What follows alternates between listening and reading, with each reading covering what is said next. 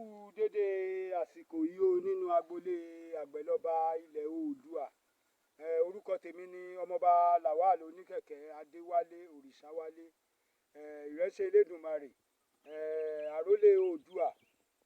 A wà nínú oko Agbeloba ilẹ̀ Oòduà báyìí ní òní ọjọ́ kọkàndínlọ́gbọ̀n oṣù kẹjọ nínú ọdún 2023.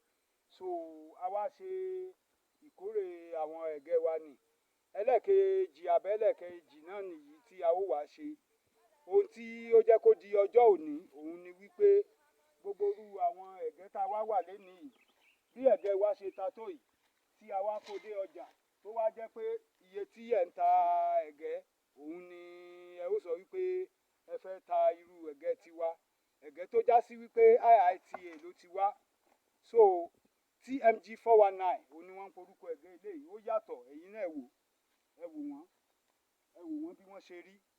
Bó tilẹ̀ já sí wípé a ti mọ̀ tẹ́lẹ̀tẹ́lẹ̀ kò yẹ ká kó irú àwọn ẹ̀gẹ́ báyìí lọ sọ́jà, bí ó ṣe wípé ká ti ní iléeṣẹ́ ibi tí a ó ti máa fi ṣe gààrí, tàbí ibi tí a ó ti máa ṣe èlùbọ́, tàbí iléeṣẹ́ ibi tí a ó ti lò tí ó fi di finishing product, tí ó fi di tá a parí fún oúnjẹ, òun ló lè pé wa. Lóòótọ́ níta gbèrò náà ni wípé ká dá iléeṣẹ́ àgbẹ̀ sílẹ̀, ká dẹ̀ ti níbi tá ti yan gààrí àbí ibi tí a ó ti sọ di èlùbọ́. Ṣùgbọ́n owó ó já wa ní tọ̀mọ́. Síbẹ̀síbẹ̀ náà a ó máa tẹ̀síwájú ni. Ẹ bá mi fi àwọn eléyìí hàn wọ́n, ẹ súnmọ́ bí kẹ́ bá mi fi àwọn èyí tó tóbi hàn wọ́n, kẹ́ fi hàn wọ́n. Ẹ bá wa fi inú oko wa náà hàn wọ́n. Bó tilẹ̀ já sí pé a ó tún padà wá, ẹ bá wa fi inú oko wa náà hàn. Kó lọ sísàlẹ̀ níbi tí a bá iṣẹ́ dé. So nítorí ìdí èyí, iṣẹ́ àgbẹ̀ iṣẹ́ àwọn baba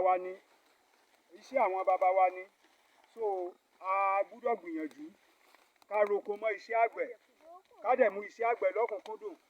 A wá ń lo àkókò yìí láti ké pe aṣíwájú Bọ́lá Ahmed Tinubu ààrẹ wa wípé ìlú le kókó, gbogbo àwọn ìdẹ̀rùn tí wọ́n fẹ́ ṣe fún àgbẹ̀ kí wọ́n jẹ́ kó jẹ́ pé àwọn àgbẹ̀ tó wà lóko ni. So àbọ̀rọ̀ ni wọ́n máa ń sọ fọ́mọlúàbí náà, a nílò láti sọ̀rọ̀ púpọ̀ jù. Ire kàbìtì fún wa o. Ó dàbọ̀.